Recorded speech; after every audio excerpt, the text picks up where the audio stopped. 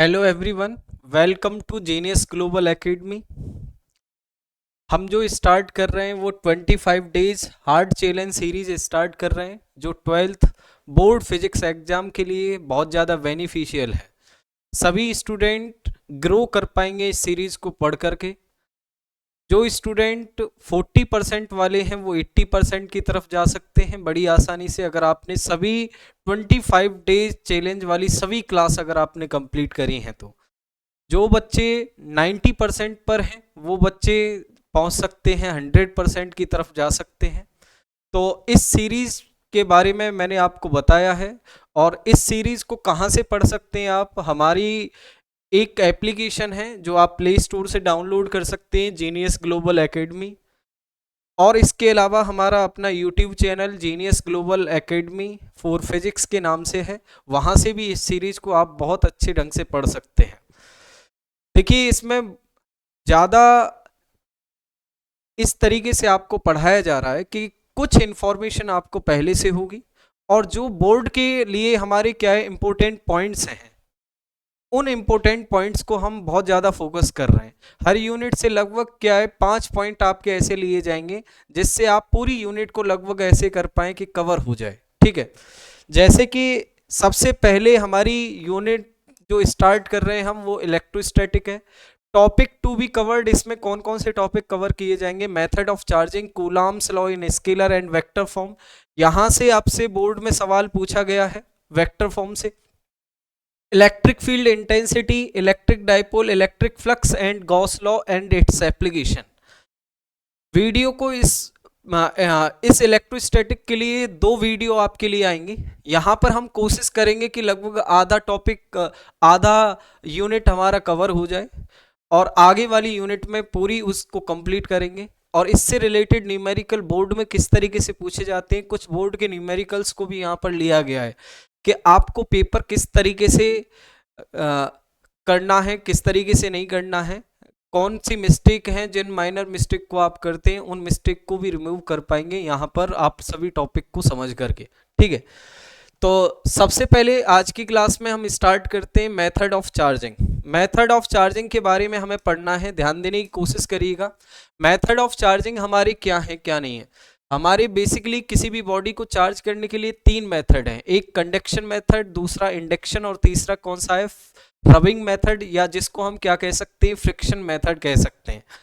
देखिए, जो सबसे पहले मैंने यहाँ पर लिखा है कंडक्शन मेथड। कंडक्शन मेथड की अगर बात करें तो इसको हम टचिंग मेथड के नाम से भी जानते हैं। टचिंग मेथड का मतलब क्या है, कोई भी हमारी एक बॉडी चार्ज होगी, दूसरी बॉडी हमारी कैसी है, अनचार्ज बॉडी है, दूसरी हमारी अनचार्ज बॉडी है। इस अनचार्ज बॉडी को हम दूसरी बॉडी के साथ टच करेंगे, टच करने के बाद इस बॉडी को फिर हम क्या करेंगे, सेपरेट करेंगे। जैसे ही हम सेपरेट करेंगे तो हम देख पाएंगे कि दोनों बॉडी के ऊपर ये जो चार्ज क्यू ए बॉडी पर था, ये क्यू चार्ज हमारा 2 इक्वल पार्ट्स में डिवाइड हो गया। इसके पास भी Q/2 चार्ज आ गया और इसके पास भी Q/2 चार्ज आ गया। क्लियर है? अब देखिए, कुछ इंपॉर्टेंट हमारे ये हैं कि ये जो चार्ज Q 2 इक्वल पार्ट्स में डिवाइड हो गया दोनों बॉडी के ऊपर, ये तभी हो सकता है, charge divided into 2 equal parts only when both bodies are identical. जब दोनों बॉडी हमारी आइडेंटिकल होंगी तभी दोनों बॉडी के ऊपर Q/2 चार्ज डिस्ट्रीब्यूट होगा। अब सवाल ये है कि आइडेंटिकल बॉडी किसको बोलने का काम करेंगे? ऐसी बॉडी जिनका शेप एंड साइज सेम हो, ऐसी बॉडी जिनका मास सेम हो, ऐसी बॉडी जिनका वॉल्यूम सेम हो, ऐसी। अब मास और वॉल्यूम सेम हो गया तो डेंसिटी क्या होता है, मास अपॉन वॉल्यूम, दोनों का डेंसिटी भी क्या होगा, सेम होगा। उन दोनों बॉडी का मटेरियल भी हमारा क्या होगा, सेम होगा। तो ये आप सभी को समझ में आया कि आइडेंटिकल बॉडी क्या है। अगर आइडेंटिकल बॉडी को टच करते हैं, टच करके सेपरेट करते हैं, तभी चार्ज दोनों बॉडी के ऊपर इक्वल इक्वल आएगा। अगर दोनों बॉडी, मान लीजिए एक बॉडी हमारी कॉपर की है और एक बॉडी आयरन की है, दोनों को अगर टच करेंगे तो दोनों के ऊपर हमारा अलग अलग चार्ज हमें देखने को मिलेगा। क्लियर है? अगर किसी भी सवाल में आइडेंटिकल बॉडी अगर आ जाए तो इसका मतलब क्या है, ये सारी बातें वैलिड हैं, और उन दोनों को टच करने के बाद जैसे ही अलग करेंगे तो दोनों के ऊपर इक्वल अमाउंट ऑफ चार्ज आपको देखने को मिलेगा। क्लियर है? अब देखिए, इससे आगे हमारा नेक्स्ट पॉइंट है इंडक्शन मेथड, किसी भी बॉडी को हम इंडक्शन मेथड से भी चार्ज कर सकते हैं। इंडक्शन मेथड को हम विदाउट टचिंग मेथड के नाम से भी जानते हैं। विदाउट टचिंग मेथड का मतलब क्या है, किसी भी एक बॉडी हमारे पास चार्ज होगी, दूसरी बॉडी हमारे पास अनचार्ज होगी। अनचार्ज बॉडी को बिना टच किए ही हमें क्या करना है, चार्ज करना है। बिना टच किए हुए अगर हमने चार्ज कर दिया तो उसी को हम क्या कहेंगे, इंडक्शन मेथड हम बोलने का काम करेंगे। क्लियर है? अब देखिए नेक्स्ट यहां पर जानने की कोशिश करिएगा, ये हमारी ए बॉडी जो है ये कैसी है, चार्ज है। और बी बॉडी की अगर बात की जाए तो बी बॉडी हमारी कैसी है, अनचार्ज है, इनिशियली अनचार्ज है बी बॉडी। मैं यहां पर बना देता हूं, ये हमारी बी बॉडी इनिशियली अनचार्ज है। बी बॉडी हमारी कैसी है, इनिशियली अनचार्ज है। और इस बी बॉडी जो हमारी अनचार्ज है, इस अनचार्ज बॉडी को या इस न्यूट्रल बॉडी को हम यहां से उठा करके ए के पास लेकर के आ रहे हैं। क्लियर है? जैसे ही हम ए के पास लेकर के आएंगे तो अनचार्ज बॉडी या न्यूट्रल बॉडी के पास नंबर ऑफ प्रोटॉन और नंबर ऑफ इलेक्ट्रॉन क्या होते हैं, बराबर होते हैं, तभी तो वो अनचार्ज या न्यूट्रल बॉडी होती है। तो इसके अंदर वाले जितने भी इलेक्ट्रॉन हैं वो इस वाली साइड पर रिसाइड कर जाएंगे, क्योंकि यहां पर उनको पॉजिटिव चार्ज दिखाई दे रहा है और पॉजिटिव चार्ज इस तरफ आ जाएगा। क्लियर है? इसी को हम क्या कहते हैं, पोलराइजेशन ऑफ चार्ज। तो हम कह सकते हैं here polarisation of charge occur due to positive charge of body A. Body के चार्ज की वजह से बी बॉडी के अंदर चार्ज का पोलराइजेशन हो गया है। पोलराइजेशन का मतलब क्या है, पॉजिटिव चार्ज अलग हो गया और नेगेटिव चार्ज हमारा क्या हो गया है, अलग हो गया है। अब देखिए इससे आगे का पॉइंट आपको क्या ध्यान रखना है, अर्थिंग। अर्थिंग हमारा क्या है, किसी भी एक बॉडी को वायर की मदद से अर्थ से कनेक्ट कर देना ही क्या कहलाता है, अर्थिंग कहलाता है। और अर्थ के लिए हमारा एक दूसरा पॉइंट है, अर्थ को हम किस नाम से भी जानते हैं, ओशियन ऑफ इलेक्ट्रॉन के नाम से भी जानते हैं। क्लियर है सभी को? ओशियन ऑफ इलेक्ट्रॉन के नाम से भी इसको जाना जाता है। फिर पोलराइजेशन ऑफ चार्ज होने के बाद हम क्या करेंगे, इस बॉडी की जिसके अंदर चार्ज का पोलराइजेशन हुआ है, इस बॉडी की हम क्या करेंगे, अर्थिंग करेंगे। जैसे ही हम अर्थिंग करेंगे तो अर्थ हमारी क्या है, ओशियन ऑफ इलेक्ट्रॉन है। और मैं आपको एक चीज और बता देता हूं कि एक बॉडी से दूसरी बॉडी में केवल इलेक्ट्रॉन ही ट्रांसफर होते हैं, कभी भी पॉजिटिव चार्ज एक बॉडी से दूसरी बॉडी में कभी भी ट्रांसफर नहीं होता है। ठीक है? अब ये तो ओशियन ऑफ इलेक्ट्रॉन है, ये पॉजिटिव चार्ज बी बॉडी से अर्थ में नहीं आएगा, केवल अर्थ से इलेक्ट्रॉन कहां पर जाएंगे, इस बॉडी की तरफ जाएंगे। जैसे ही इलेक्ट्रॉन यहां पर जाएंगे तो इलेक्ट्रॉन इस पॉजिटिव चार्ज को कैंसिल आउट करेंगे और जैसे ही ये चार्ज कैंसिल आउट हो जाएगा, अर्थिंग को जैसे ही हम डिस्कनेक्ट करेंगे, अर्थिंग को जैसे ही हटाएंगे तो इस बॉडी के ऊपर केवल कैसा चार्ज रह गया, नेगेटिव चार्ज रह गया। और नेगेटिव चार्ज रह जाने के बाद जैसे ही हम इस बी बॉडी को फिर से वापस दूर लेकर के जाएंगे तो ये इस बॉडी के ऊपर ये नेगेटिव चार्ज यूनिफॉर्मली तरीके से क्या हो जाएगा, डिस्ट्रीब्यूट हो जाएगा। क्लियर है सभी को? यहां तक हमने जान लिया कि बी बॉडी को हमने यहां पर कैसा चार्ज कर दिया, नेगेटिवली चार्ज कर दिया। अगर आप अर्थिंग इस साइड से करते हैं, अगर आप अर्थिंग इस साइड से करते हैं तो ये नेगेटिव चार्ज वाला पॉइंट है, ये हमारा लोअर पोटेंशियल पर है, अर्थ हमारी हायर पोटेंशियल पर हो जाती है। तो ये सभी के सभी इलेक्ट्रॉन कहां पर चले जाते हैं, अर्थ के इनसाइड चले जाएंगे। तो फिर इस बॉडी के पास केवल कैसा चार्ज रह जाएगा, पॉजिटिव चार्ज रह जाएगा। तो हम कह सकते हैं हमारी बॉडी पॉजिटिवली चार्ज हो जाएगी। इसी मेथड को हम क्या नाम देंगे, आपका इंडक्शन मेथड नाम दिया जाएगा। तीसरा मेथड हमारा कौन सा है, रबिंग मेथड या फ्रिक्शन मेथड। दो बॉडी को हम आपस में रब करें तो एक बॉडी हमारी पॉजिटिवली चार्ज हो जाती है, दूसरी बॉडी हमारी कैसी, नेगेटिवली चार्ज हो जाती है। क्लियर है?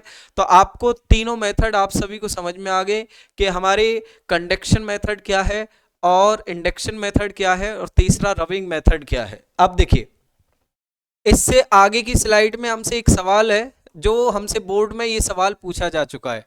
हमसे कह रहा है कि two identical metallic sphere A and B having charge +4q and -10q are kept at a certain distance apart. A third identical uncharged sphere C is first placed in contact with sphere A and then with sphere B sphere A and B are brought in contact and then separated. Find the charge. Find the charge on sphere A and B. अब देखिए कहने का मतलब क्या है, हमारे पास एक sphere B है, बी सी है, ए बी सी तीन स्फीयर हैं हमारे पास, तीनों के तीनों आइडेंटिकल है। आइडेंटिकल का मतलब क्या है, एक दूसरे को अगर आप टच करते हैं तो टच करने के बाद जैसे ही सेपरेट करेंगे तो दोनों के ऊपर कैसा चार्ज आ जाएगा, इक्वल चार्ज हो जाएगा। क्लियर है, चार्ज डिवाइड हो जाएगा इक्वल पार्ट्स में। ये कह रहा है कि इसके ऊपर प्लस का 4Q चार्ज है, इसके ऊपर माइनस का 10Q चार्ज है, और ये हमारा जो सी वाला स्फीयर है ये कैसा है, अनचार्ज्ड है।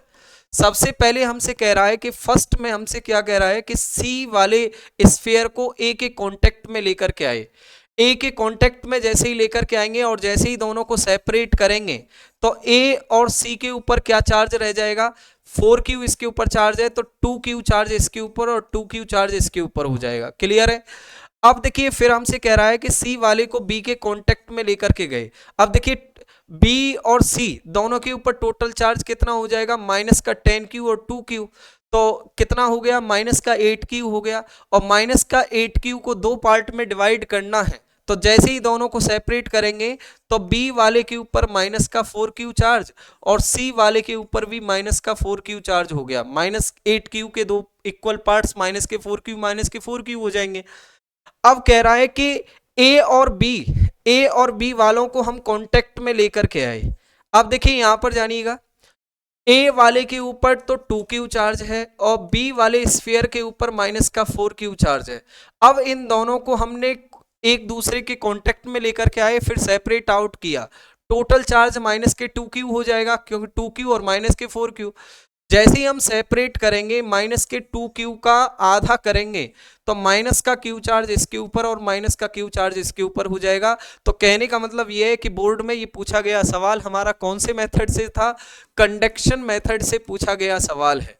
तो कंडक्शन मेथड आप सभी को समझ में आया क्या है क्या नहीं है, इंडक्शन समझ में आया, अर्थिंग आपको समझ में आया। अर्थिंग का हम इस्तेमाल आगे के सवालों में भी करेंगे, तो वहां से रिलेटेड सवाल पूछे जाते हैं। इंडक्शन के बाद नेक्स्ट यहां पर जानने की कोशिश करिएगा। अब हम पढ़ते हैं किसके बारे में, Coulomb's law in scalar and vector form. Coulomb's law in scalar form and vector form. अब देखिए यहां पर जानने की कोशिश करें सभी।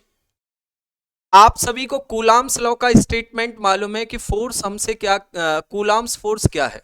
मान लीजिए दो चार्ज Q1 Q2 हैं, r दूरी पर रखे हैं, तो इन दोनों के बीच में लगने वाला फोर्स कितना है, K Q1 Q2 upon R square. Statement सभी को मालूम है कि दो चार्ज के बीच में लगने वाला फोर्स इन दोनों के प्रोडक्ट के डायरेक्टली प्रोपोर्शनल और डिस्टेंस के स्क्वायर के इनवर्सली प्रोपोर्शनल होता है। क्लियर है। तो ये जो हमारी फॉर्म है कूलॉम्स लॉ की, ये कौन सी फॉर्म है, स्केलर फॉर्म है। क्लियर है सभी को। अब देखिए नेक्स्ट इसकी वेक्टर फॉर्म की तरफ भी जाएंगे, लेकिन कुछ इंपॉर्टेंट पॉइंट्स और जानते हैं। इंपॉर्टेंट पॉइंट्स हमारे क्या है, इन दोनों के बीच की डिस्टेंस हमारी r है, ये Q2 चार्ज इसके ऊपर फोर्स लगाएगा। क्लियर है। और Q1 चार्ज इसके ऊपर फोर्स लगाएगा, दोनों एक दूसरे को रिपेल करेंगे। क्लियर है। तो मैं ये कह सकता हूं F12 फोर्स का मतलब क्या है, force on first due to second, और दूसरे पर जो पहले वाले की वजह से फोर्स लग रहा है तो इसको हम कहेंगे F21 फोर्स। क्लियर है। तो दूसरा पॉइंट यहां पर जाने, F12 का मतलब क्या है, force on first due to second की वजह से फोर्स। क्लियर है। इसके अलावा F21 का मतलब क्या है, force on second due to first. तो ये पॉइंट आप सभी को समझ में आना चाहिए कि F12 का मतलब क्या है और F21 का मतलब क्या है। इसके अलावा तीसरा एक इंपॉर्टेंट पॉइंट क्या है, आप एक चीज देख पा रहे हैं कि ये जो दोनों फोर्स लग रहे हैं ये इक्वल इन मैग्नीट्यूड लग रहे हैं और अपोजिट इन डायरेक्शन लग रहे हैं। और एक और बात आपको मालूम होनी चाहिए कि ये दोनों फोर्स जो लगते हैं दो चार्ज के बीच में, कैसे लगते हैं, हमेशा जो लाइन इन दोनों चार्ज को जोड़ने का काम कर रही है उसी लाइन के अलोंग ही ये फोर्स लगते हैं। तो मैं यहां पर लिख सकता हूं, फोर्स हमारे सबसे पहली बात इक्वल मैग्नीट्यूड के होते हैं, force are in equal magnitude, देखिए दोनों फोर्स को वेक्टर फॉर्म में थे, लेकिन मैग्नीट्यूड किसी भी वेक्टर का ऐसे लिखा जाता है। And opposite in direction, opposite in direction को कैसे लिख सकता हूं, F12 फोर्स के अपोजिट डायरेक्शन में F21 फोर्स है, तो माइनस कर देता हूं यहां पर, क्लियर है। तो ये समझ में आया, ये F21 है, क्लियर है। अब देखिए, तो हम ये कह सकते हैं कि फोर्स दोनों के दोनों इक्वल मैग्नीट्यूड के होते हैं और दोनों फोर्स कैसे लग रहे हैं, अपोजिट डायरेक्शन में। यहां पर नेगेटिव साइन क्या इंडिकेट कर रहा है, force acting in opposite direction. Force हमारा किस डायरेक्शन में लग रहा है, अपोजिट डायरेक्शन में लग रहा है, क्लियर है। यहां तक की कहानी सभी को समझ में आई होगी। अब देखिए चौथा पॉइंट मैं ये कह सकता हूं कि force always acts along the line joining of two charge, line joining of two charge। Force हमेशा दो चार्जेस के को जोड़ने वाली लाइन के एलोंग ही लगते हैं। अब इस बात को समझिएगा, क्योंकि इसकी मदद से आप बहुत से न्यूमेरिकल आप कर पाएंगे। ये इंपॉर्टेंट पॉइंट्स है अब आपके लिए, ठीक, ध्यान दें। मान लीजिए एक चार्ज Q1 है, एक चार्ज Q2 है और एक चार्ज हमारा Q3 है। अब तीनों को जोड़ने वाली लाइन हमारी कौन सी है, ये दोनों चार्ज इस लाइन से जुड़ रहे हैं, ये दोनों चार्ज हमारे इस लाइन से जुड़ रहे हैं, ये दोनों चार्ज इस लाइन से जुड़ रहे हैं, क्लियर है। अब देखिए पहले वाले के ऊपर कौन कौन फोर्स लगा रहा होगा, दूसरे वाला और तीसरे वाला। तो मैं ये कह सकता हूं कि तीसरे वाला इसको ऐसे रिपेल करेगा इस लाइन के एलोंग ही, तो force on first due to third. दूसरे वाला इसको ऐसे रिपेल करेगा इस लाइन के एलोंग, तो force on first due to second, ठीक है।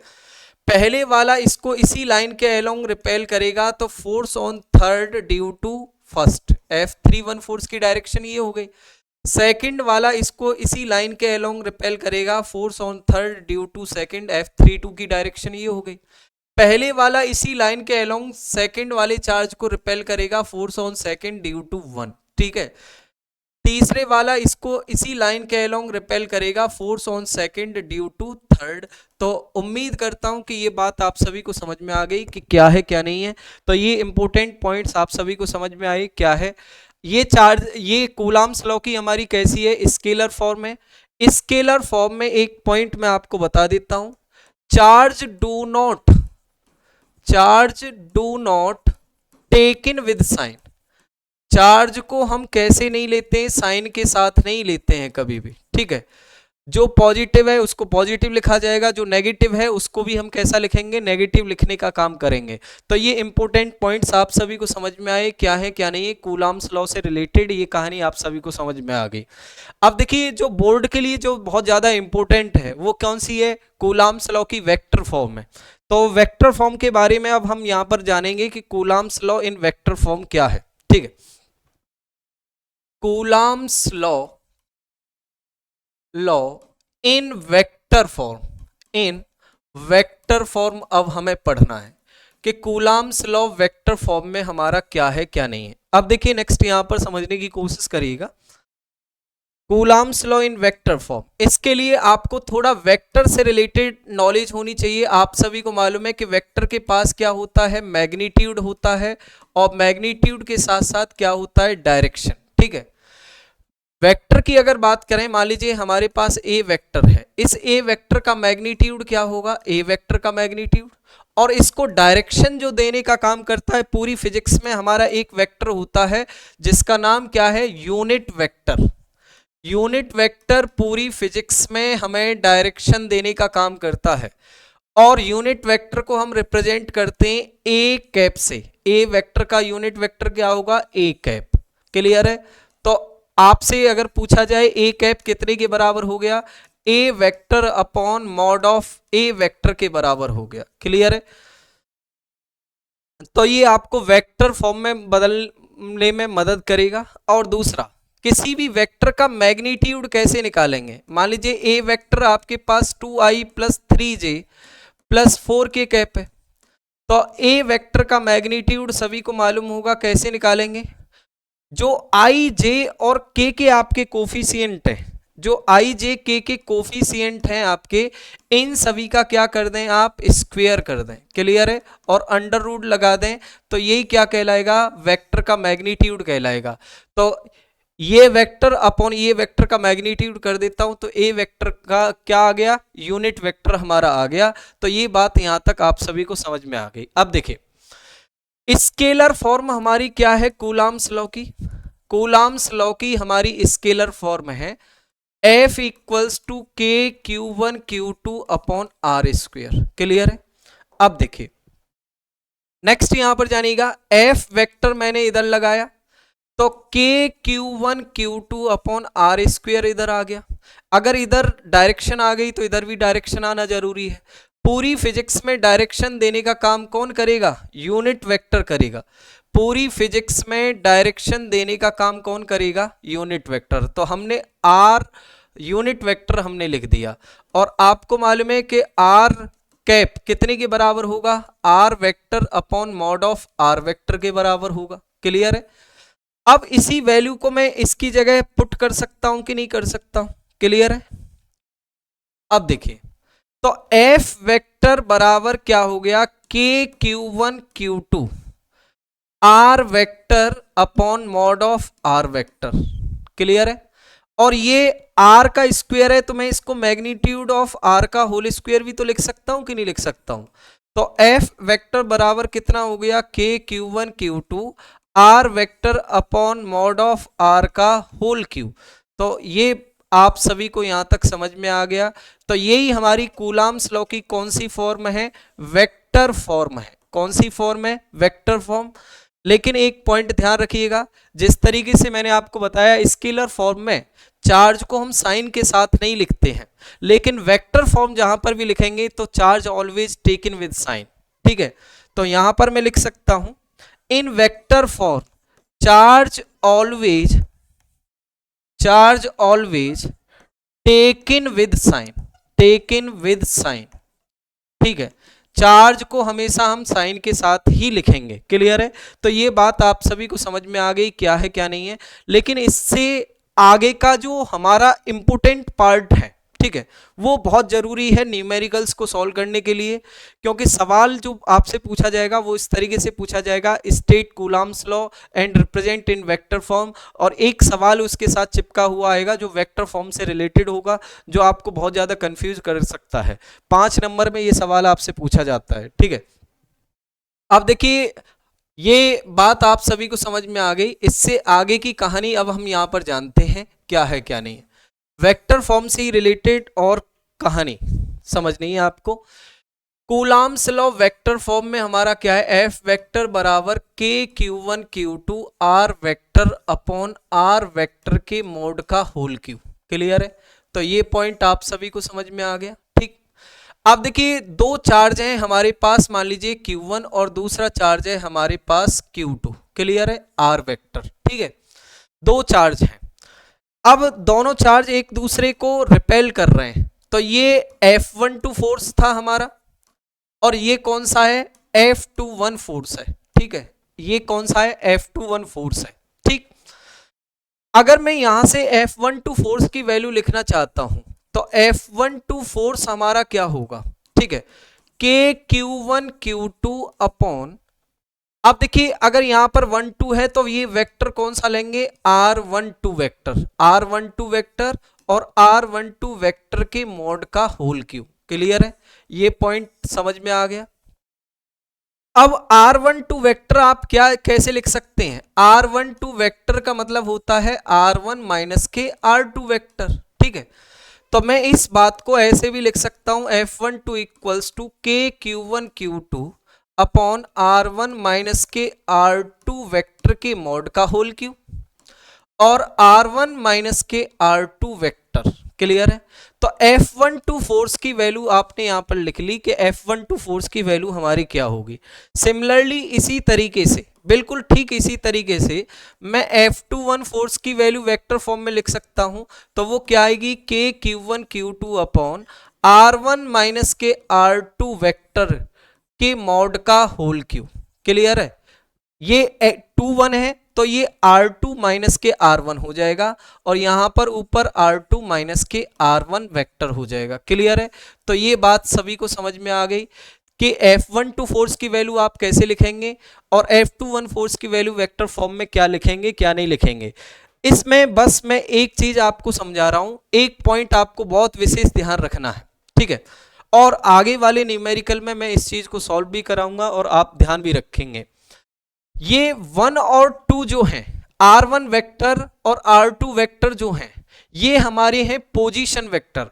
और पोजीशन वेक्टर हमेशा कहां से बनाए जाते हैं? आपका ओरिजिन से लिए जाते हैं, ठीक है? तो मैं यहां पर लिख सकता हूं कि R1 and R2 are position vector, ठीक है? R1 and R2 are position vector. R1 और R2 हमारे क्या हैं? दोनों के दोनों पोजीशन वेक्टर हैं और पोजीशन वेक्टर हमेशा कहां से खींचे जाते हैं? ओरिजिन से ही खींचे जाते हैं।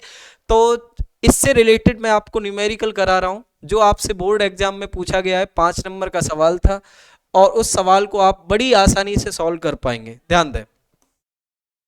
अब देखिए, ये हमसे सवाल है जो बोर्ड एग्जाम में पूछा गया है। State Coulomb's law, state Coulomb's law and express in vector form. बड़ी आसानी से आप वेक्टर फॉर्म में लिख सकते हैं, बोर्ड एग्जाम का सवाल है ये। और उसी के साथ ठीक ये सवाल चिपका हुआ था, ठीक है? और इस सवाल को का आंसर हमें किस में देना है? वेक्टर फॉर्म में ही देना है, ठीक है? तो वेक्टर फॉर्म में हम किस तरीके से इस सवाल को सॉल्व कर सकते हैं, ध्यान देने की कोशिश करिएगा। ध्यान दें।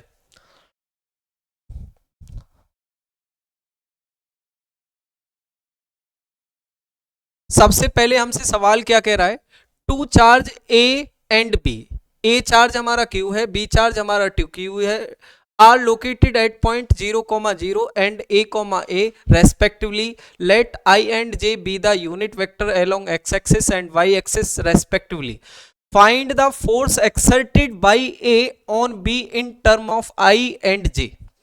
कहने का मतलब क्या है? हमें यहां पर जो फोर्स की वैल्यू निकालनी है वो आई और जे के फॉर्म में ही निकालनी है।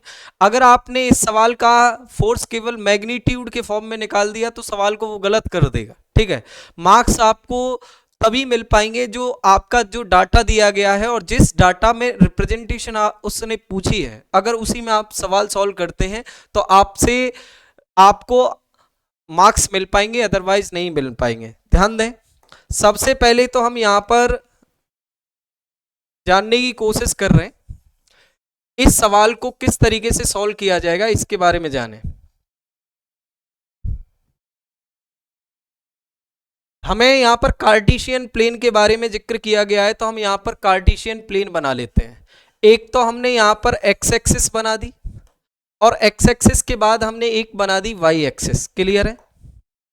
एक्स और वाई एक्सिस बनाने के बाद ये हमारा ओरिजिन हो गया 0,0 पर। हमारा चार्ज कौन सा है? ए। और ए वाला चार्ज के पास कितना चार्ज है? क्यू, ठीक है? और दूसरा ए कॉमा ए हमारा यहां पर होगा और इस चार्ज को नाम दिया है बी और इसके ऊपर चार्ज है 2q। क्लियर है? दोनों चार्ज को अगर हम जोड़ें तो इसी लाइन से आपस में जोड़ेंगे। क्लियर है? अब देखिए, अब इस सवाल का आंसर जो निकालना है वो किस में निकालना है? वेक्टर फॉर्म में निकालना है। तो सवाल क्या कह रहा है? Force exerted by A on B. तो इसका मतलब क्या है? बी के ऊपर लगने वाला फोर्स ए की वजह से, तो इसका मतलब एफ बी ए आपको निकालना है। तो अगर बी को मैं सेकंड चार्ज मान लूं और इसको मैं फर्स्ट मान लूं, आपके लिए कैलकुलेशन आसान हो जाएगी। तो इसका मतलब क्या है? Force on second due to 1 आपको निकालना है। Force on second due to 1 आपने अभी लिखा है के Q1 Q2, ठीक है? अपॉन क्या हो जाएगा? अब देखिए 2 1 है तो आपने क्या लिखा? मैग्नीट्यूड में मोड में R2 माइनस के R1 वेक्टर के मोड का होल क्यू, और यहां पर लिखा R2 माइनस के R1 वेक्टर। क्लियर है सभी को? अब देखिए, अगर R2 और R1 वेक्टर अगर आपको पता चल जाए तो बड़ी आसानी से ये सवाल निकल आएगा, ठीक है? कैसे? ध्यान दें। सबसे पहले R1 और R2 वेक्टर में लिखता हूं। R1 वेक्टर, ध्यान दें, R1 वेक्टर की अगर बात की जाए तो ये बिल्कुल ओरिजिन पर ही रखा है, तो R1 वेक्टर तो 0i और 0j हो गया कि नहीं हो गया, क्लियर है। और R2 वेक्टर की अगर बात करें तो R2 वेक्टर कितना हो जाएगा ओरिजिन से, ठीक है, तो ये कितना हो जाएगा ai प्लस aj, क्योंकि x का कोऑर्डिनेट a है और y का कोऑर्डिनेट भी क्या है a है। x को इसने कह दिया है i कैप है इसके अलोंग डायरेक्शन, और y के अलोंग कितनी है j कैप है। तो R2 और R1 वेक्टर आप सभी को पता चल गए। तो यहां पर हम वैल्यू पुट करते हैं। अब देखिए एक बात नहीं भूलनी है, वेक्टर फॉर्म में charge always taken with sign, तो दोनों के दोनों चार्ज हमारे कैसे हैं पॉजिटिव चार्ज हैं। तो q इंटू 2q तो कितना हो जाएगा 2q स्क्वायर, और R2 माइनस R1 करूंगा, R2 माइनस R1 अगर मैं यहां पर निकालूं तो R2 माइनस R1 भी तो यही आ जाएगा ai प्लस aj, क्लियर है। और R2 माइनस R1 वेक्टर का अगर मैग्नीट्यूड निकालता हूं तो मैग्नीट्यूड I का कोफिशिएंट कितना है a, क्लियर है, I का coefficient a square plus a square, तो ये कितना हो जाएगा 2a स्क्वायर, तो इसको a√2 कह सकता हूं कि नहीं कह सकता हूं, ठीक है। अब देखिए यहां पर क्या हो गया a√2 के मोड का होल क्यूब, ठीक है, और यहां पर ऊपर हो गया ai प्लस aj, क्लियर है, तो आपने ये लिख लिया। तो F21 फोर्स या force on B due to A, clear है, तो ये हो गया 2kq स्क्वायर। a√2 को मैं क्या लिख सकता हूं, a√2 को क्या लिखा जा सकता है 2√2 aq लिखा जा सकता है, और इसमें से मैं a कॉमन ले लेता हूं तो अंदर i प्लस जे बचेगा कि नहीं बचेगा। अब देखिए 2√2 से ये 2 टाइम्स कैंसिल हो गया, क्लियर है, तो kq स्क्वायर और एक a से एक a कैंसिल हो गया, kq square upon a square in bracket क्या हो जाएगा i प्लस जे, ठीक है। तो force on b due to a ये आ गया, क्लियर है सभी को। अब देखिए नेक्स्ट यहां पर जानने की कोशिश करेगा, यहां से सवाल बदल सकता है किस तरीके से, अगर उसने आपसे पूछ लिया होता FAB force on A due to B, तो फिर यहां पर क्या करते R1 माइनस के R2 करते, क्लियर है, R1 माइनस के R2 जब किया जाता तो इसी रिजल्ट के सामने हमारी कैसी वैल्यू आ जाती नेगेटिव आ जाता। तो इसका मतलब क्या है फिर फोर्स की डायरेक्शन किधर हो जाती इधर की तरफ हो जाती, नेगेटिव डायरेक्शन ये रिप्रेजेंट करता। तो आपको ये सवाल समझ में आया है, अगर इस तरीके से ये सवाल रिप्रेजेंट किया जाता तो बड़ी आसानी से आपको फुल मार्क्स इसमें मिलेंगे। तो आपने इस मेथड को समझा, कूलम्ब्स लॉ इन वेक्टर फॉर्म को समझा बहुत अच्छे तरीके से। अब देखिए कूलम्ब्स लॉ से रिलेटेड एमसीक्यू में किस तरीके का सवाल आ सकता है, तो इस सवाल को भी समझना है। अब देखिए 3 पॉइंट मैं आपको बता रहा हूं इस सवाल को समझने के लिए, ध्यान दें, सवाल को बाद में करेंगे लेकिन इससे पहले इसकी थीम हम समझते हैं कि किस तरीके का ये सवाल है। आप सभी ने एप्सिलॉन नॉट समझा है, एप्सिलॉन नॉट क्या है, जिस तरीके से मैंने आपको Coulomb's law in scalar form आपको बताया, क्या है F equals to k q1 q2 upon R square, यहां पर जो k है k क्या है 1/4 पाई एप्सिलॉन नॉट है, ठीक है। एप्सिलॉन नॉट को हम क्या नाम देते हैं, एप्सिलॉन नॉट को नाम देते हैं permittivity of free space, clear है, परमिटिविटी ऑफ फ्री स्पेस इसको नाम दिया जाता है। फ्री स्पेस का मतलब क्या है, जब चार्ज हमारा कोई भी मीडियम में न रखा हो, कोई भी मीडियम में नहीं है, तो फ्री स्पेस का मतलब क्या हो जाएगा वैक्यूम, क्लियर है, वैक्यूम। और जहां पर हमारा वैक्यूम है वहां पर कोई भी मीडियम नहीं है तो इसको हम नो मीडियम भी कह सकते हैं। जहां पर कोई मीडियम नहीं है फिजिक्स में चार्जेस के लिए उसको क्या माना गया है एयर माना गया है, क्या माना गया है एयर। इसका मतलब क्या है, जब दो चार्ज एयर में रखे हुए होंगे तो हम किसका इस्तेमाल करेंगे 1/4 पाई एप्सिलॉन नॉट का इस्तेमाल करेंगे, क्लियर है सभी को। और इसको क्या बोलते हैं परमिटिविटी ऑफ फ्री स्पेस। अगर यही दो चार्ज अगर किसी मीडियम में रख दिए जाएं अगर किसी मीडियम में रख दिए जाएं तो k की वैल्यू फिर क्या हो जाएगी 1/4 पाई एप्सिलॉन m, और इस एप्सिलॉन m का मतलब क्या हो जाएगा permittivity, permittivity of a medium. अगर वाटर में रख दें तो परमिटिविटी ऑफ वाटर, ऑयल में रख दिया परमिटिविटी ऑफ ऑयल। तो ये पॉइंट आप सभी को समझ में आया क्या है क्या नहीं है। अब देखिए नेक्स्ट यहां पर समझने की कोशिश करिएगा, ये 2-3 पॉइंट आप सभी को समझ में आ गए क्या है क्या नहीं। जब चार्ज हमारे एयर में रखे रहते हैं तो क्या होगा, और एयर के अलावा मीडियम में है तो हम किसका इस्तेमाल करेंगे।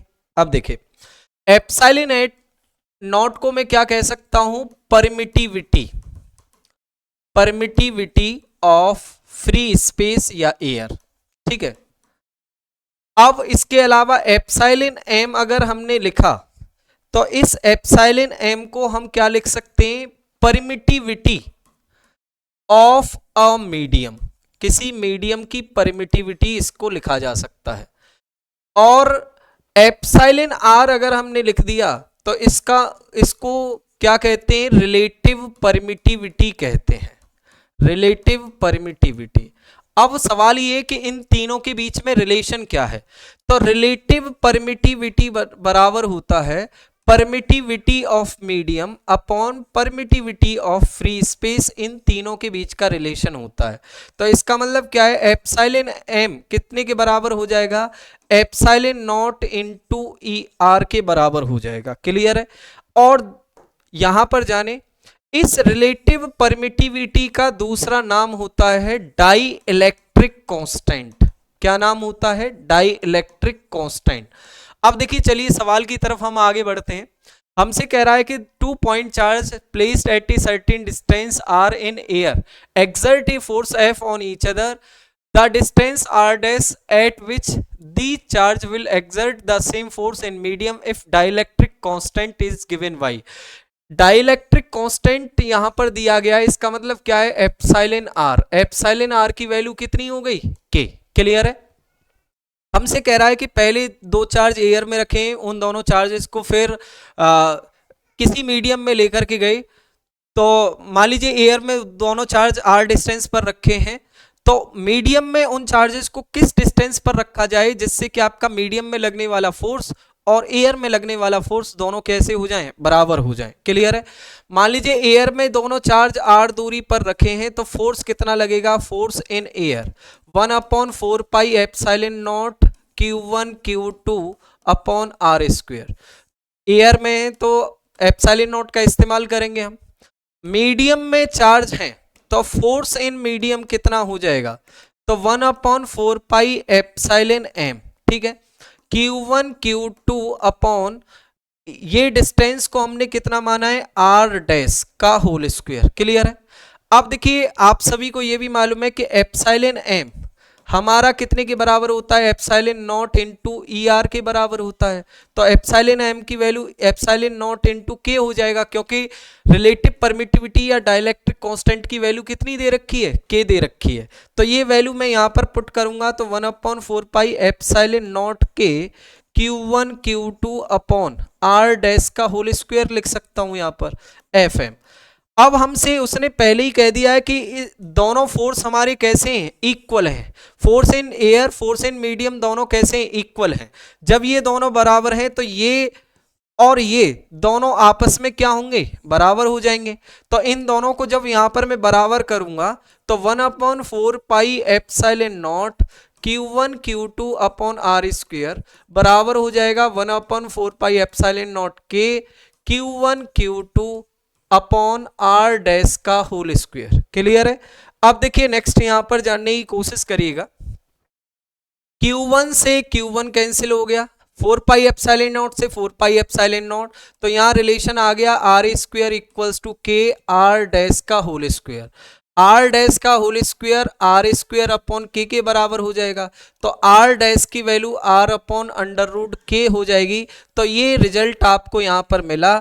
और जो हमें ऑप्शन दे रखे हैं, ऑप्शन हमारे कौन से हैं, ये फर्स्ट ऑप्शन है, ये सेकंड बी है, ये भी नहीं है, ये भी नहीं है, ये आर अंडर रूट के दे रखा है, ये भी नहीं है, सी ऑप्शन भी नहीं है, डी ऑप्शन, इसका मतलब इसमें से कोई रिजल्ट मैच ही नहीं कर रहा है इसके साथ, तो सवाल का आंसर कौन सा हो गया, नन ऑफ दीज आपका सवाल का आंसर हो गया।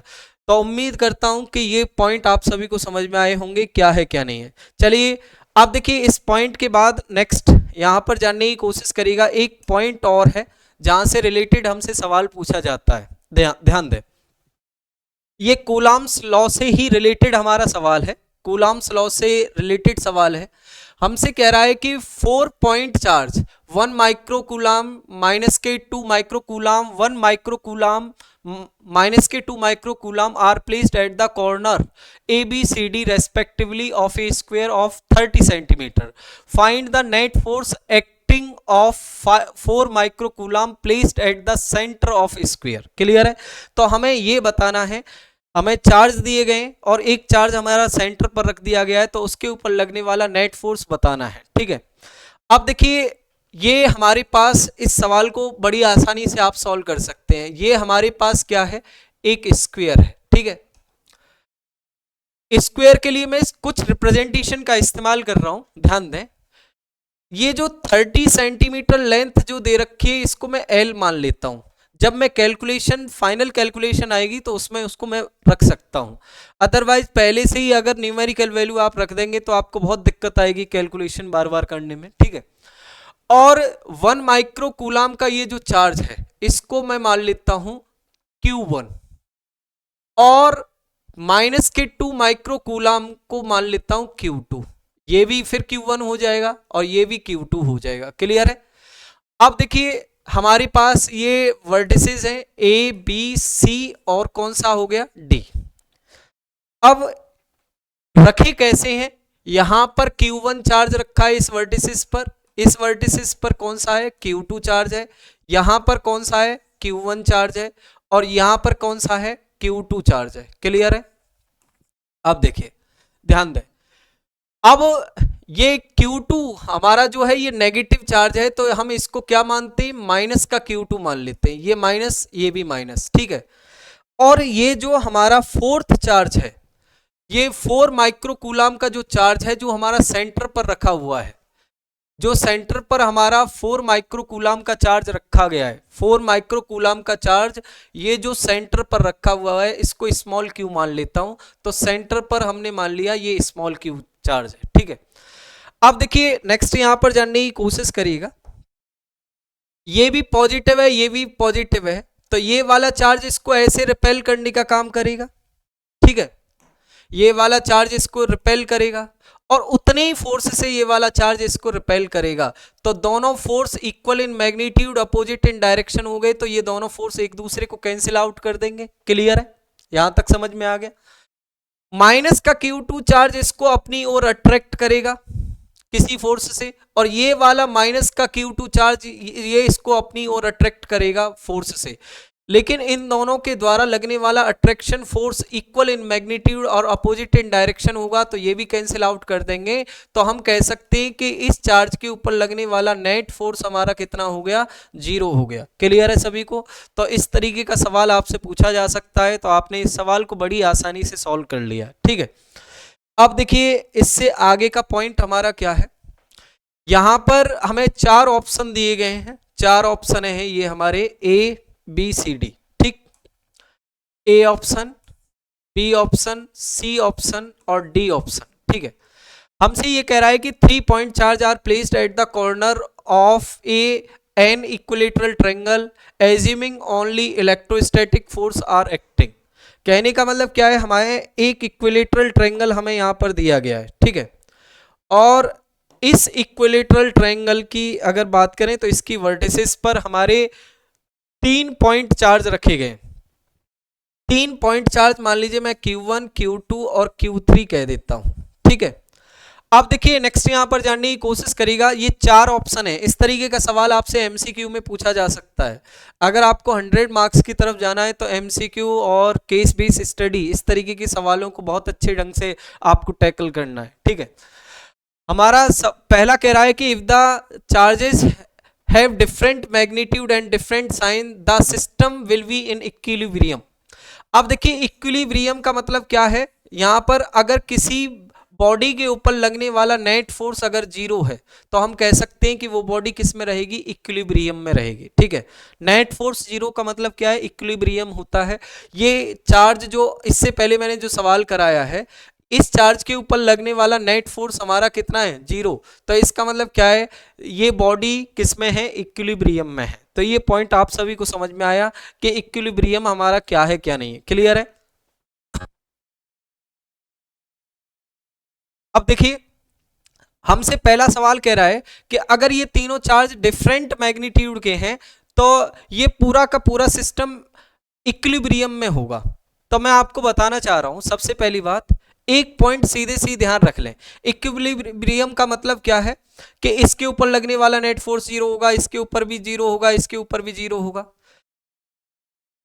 चाहे इक्विलेटरल ट्रायंगल की वर्टिसेस पर इक्वल मैग्नीट्यूड के चार्ज हो या ना हो, ये सिस्टम कभी भी किस में नहीं रह सकता है, इक्विलिब्रियम में नहीं रह सकता है, क्योंकि इक्विलिब्रियम में रहने के लिए हमें फोर्स इक्वल इन मैग्नीट्यूड और अपोजिट इन डायरेक्शन चाहिए। क्लियर है।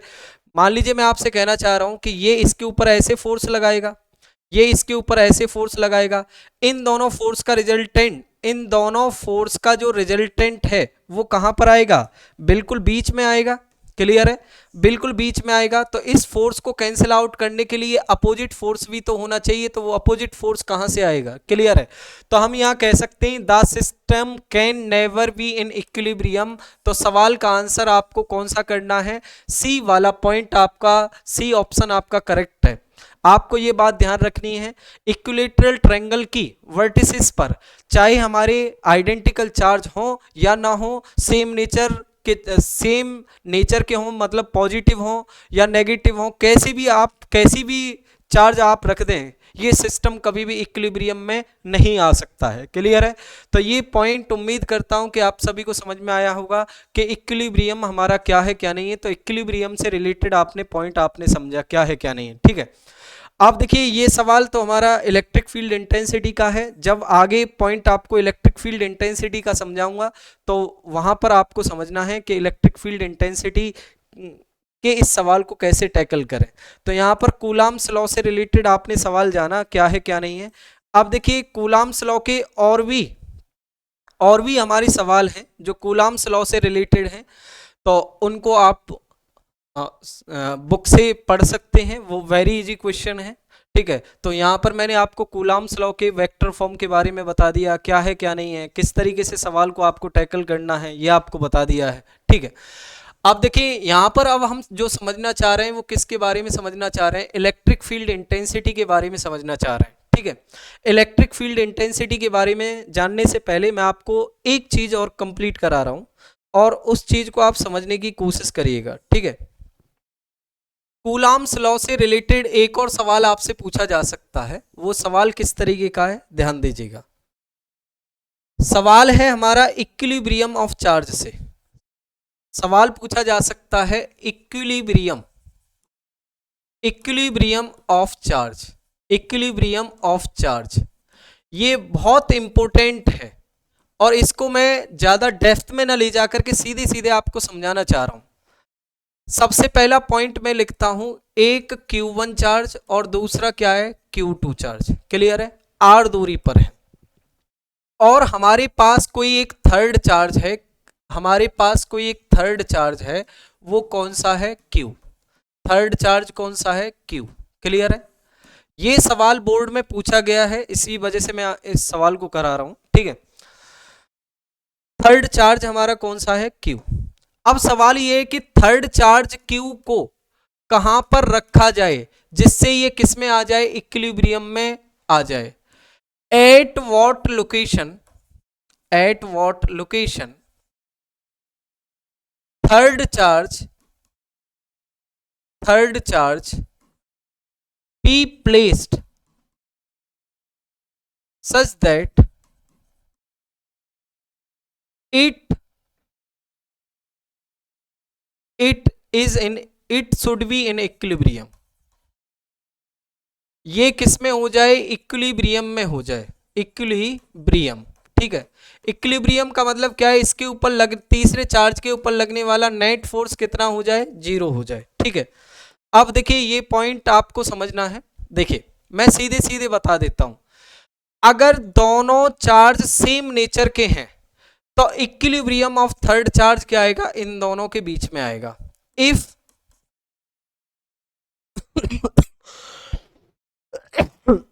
If both charge are of same nature, are of same nature, same nature, then equilibrium of charge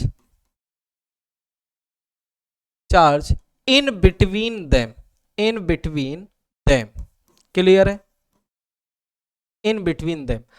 अगर ये दोनों पॉजिटिव पॉजिटिव चार्ज हैं या नेगेटिव नेगेटिव के चार्ज हैं, सेम नेचर के चार्ज हैं, तो इक्विलिब्रियम ऑफ थर्ड चार्ज कहां पर आएगा, इन दोनों के बीच में आएगा। कैसे, मान लीजिए किसी ने कहा कि हमारे पास एक तो है क्यू 4 क्यू चार्ज, ठीक है, और एक है हमारे पास 16 क्यू चार्ज, और ये मान लीजिए मैं आपसे कहना चाह रहा हूं एल दूरी पर रखे हैं।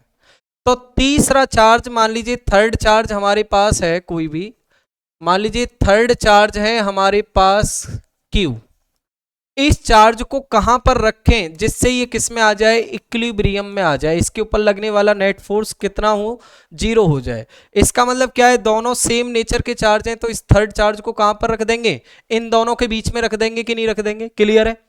इन दोनों के बीच में मान लीजिए किसी एक पोजीशन पर रख दिया यहां पर, और यहां से कितनी दूरी पर, x दूरी पर, और ये वाली डिस्टेंस यहां से यहां तक कितनी हो गई, l माइनस एक्स हो गई, क्लियर है।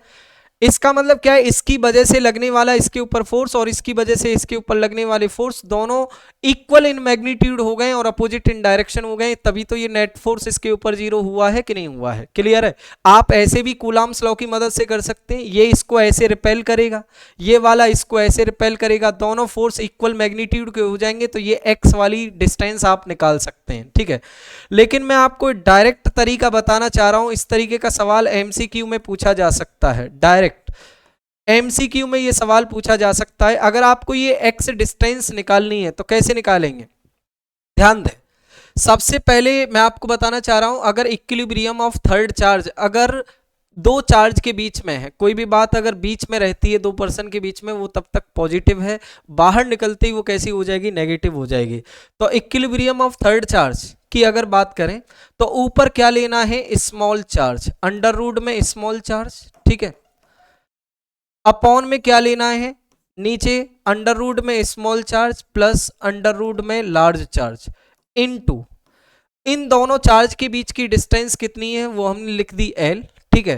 तो x बराबर क्या हो जाएगा, स्मॉल चार्ज कितना हो गया हमारा 4Q और 16Q में कितना हो गया 4Q स्मॉल चार्ज हो गया, ठीक है, अपॉन अंडर रूट में 4Q प्लस अंडर रूट में 16Q into distance between them, clear है। अब देखिए x की वैल्यू यहां से कितनी निकल के आएगी, इसको अगर हम निकालें तो ये कितना हो जाएगा, ऊपर 2 हो जाएगा, अंडर रूट क्यू कैंसिल हो जाएगा, और नीचे कितना हो जाएगा 2 प्लस 4, क्लियर है, इनटू L कर देंगे, तो ये कितना हो जाएगा 2/6 को हम क्या लिख सकते हैं 1/3, तो x की वैल्यू आ जाएगी आपकी L/3। तो इसका मतलब क्या है, यहां से अगर मैं छोटे वाले चार्ज से L/3 दूरी पर रख दूं तो तीसरा चार्ज हमारा किस में आ जाएगा, इक्विलिब्रियम में आ जाएगा, क्लियर है। अब देखिए यहीं से समझने की कोशिश करिएगा क्योंकि लिखना कम है अब मेरे को यहां से, और समझना आपको ज्यादा है। अगर दोनों चार्ज सेम नेचर के हुए, माइनस माइनस के हुए या प्लस प्लस के हुए, तो इक्विलिब्रियम ऑफ थर्ड चार्ज कहां पर आएगा, बीच में आएगा, क्लियर है। और बीच वाली वो डिस्टेंस कैसे निकालेंगे, मान लीजिए एक्स डिस्टेंस अगर स्मॉल चार्ज से निकाल रहे हैं तो ऊपर अंडर रूट में स्मॉल चार्ज, नीचे अंडर रूट में small charge plus large charge into distance between the charge. अगर ये डिस्टेंस लार्ज चार्ज से निकालते, मान लीजिए अगर लार्ज चार्ज से डिस्टेंस निकालते तो ऊपर अगर आपने अंडर रूट में लार्ज चार्ज ले लिया तो वो डिस्टेंस कहां से निकल के आती, लार्ज चार्ज से वो डिस्टेंस आपकी निकल के आती, क्लियर है। तो यहां तक आप सभी को समझ में आया। अब देखिए सवाल अब हमारा ये है कि अगर ये दोनों अपोजिट नेचर के चार्ज होते, अगर ये दोनों अपोजिट नेचर के चार्ज होते तो इक्विलिब्रियम ऑफ थर्ड चार्ज कहां पर होता। तो मैं आपको बताना चाह रहा हूं, अगर ये एक प्लस हो जाए और एक माइनस हो जाए तो इक्विलिब्रियम ऑफ थर्ड चार्ज बीच में ना होकर के छोटे वाले चार्ज के पास में होता है। क्लियर है? अगर ये माइनस का 4q चार्ज होता और ये प्लस का 16q चार्ज होता तो फिर क्या होता, इक्विलिब्रियम ऑफ थर्ड चार्ज, इस चार्ज के ऊपर यहां कोई एक एक्स डिस्टेंस पर जब इस चार्ज को रखते हैं तो यहां पर क्या होता, नेट फोर्स उसके ऊपर कितना हो जाता, 0 हो जाता। क्लियर है? लेकिन वो एक्स वाली डिस्टेंस फिर कैसे निकालेंगे, देखिए अब बात बाहर निकल चुकी है तो नेगेटिव हो गया है, तो x से डिस्टेंस वो कैसे निकालते, स्मॉल चार्ज से ही निकालते, तो अंडर रूट में स्मॉल चार्ज, लेकिन यहां पर प्लस की जगह केवल क्या आ जाता, माइनस आ जाता, और ये x वाली डिस्टेंस बड़ी आसानी से निकल आएगी। उम्मीद करता हूं कि ये बात आप सभी को समझ में आ गई होगी। क्लियर है?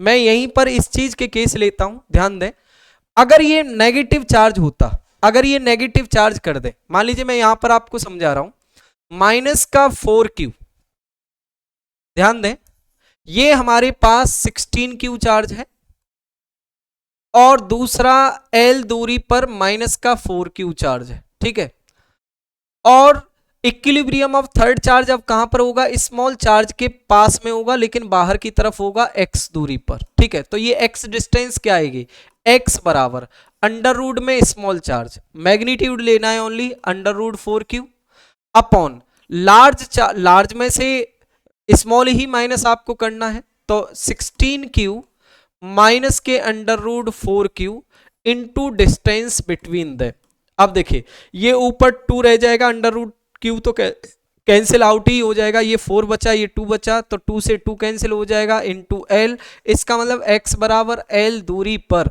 ये तीसरा वाला चार्ज किस में आ जाता, इक्विलिब्रियम में आ जाएगा। क्लियर है? तो उम्मीद करता हूं कि यहां तक की कहानी आप सभी को समझ में आई होगी। आपको आज की क्लास में जो मैंने आपको बताया है वो कूलाम्स लॉ बताया है, coulombs law in vector form, और एक दो एमसीक्यू जो हमसे पूछे जा सकते हैं यहाँ से, उस तरीके के सवाल हमने आज की क्लास में सॉल्व किए हैं, ठीक है, और कंडक्शन मेथड से रिलेटेड भी सवाल आ सकते हैं। हमसे सीबीएसई बोर्ड पहले से ही कह चुका है कि लॉजिकल बेस्ड सवाल हमसे पूछे जाएंगे, बाकी के पेपर के कंपैरिजन में हमारा फिजिक्स का पेपर अच्छे लेवल का आता है, तो आपको coulombs law in vector form और इसके अलावा ये बेसिक कहानियाँ जहाँ से रिलेटेड सवाल हमसे पूछा जा सकता है, तो इस सवाल को आपने उम्मीद करता हूँ कि बहुत अच्छे से समझा है। तो आज के लिए इतना ही काफ़ी, थैंक यू। अब इसकी जो हमारी नेक्स्ट वीडियो आएगी उसमें हम कवर करेंगे electric field intensity, electric dipole, और इसके अलावा electric flux and Gauss law के एप्लीकेशन, वहाँ से भी हमारे सवाल पूछे जाने की संभावना है। मैंने ही पहले आपसे कहा था कि हर यूनिट से हम क्या है 5 पॉइंट लेकर के आएंगे और 5 पॉइंट को हमें अच्छे ढंग से पढ़ना है। Thank you.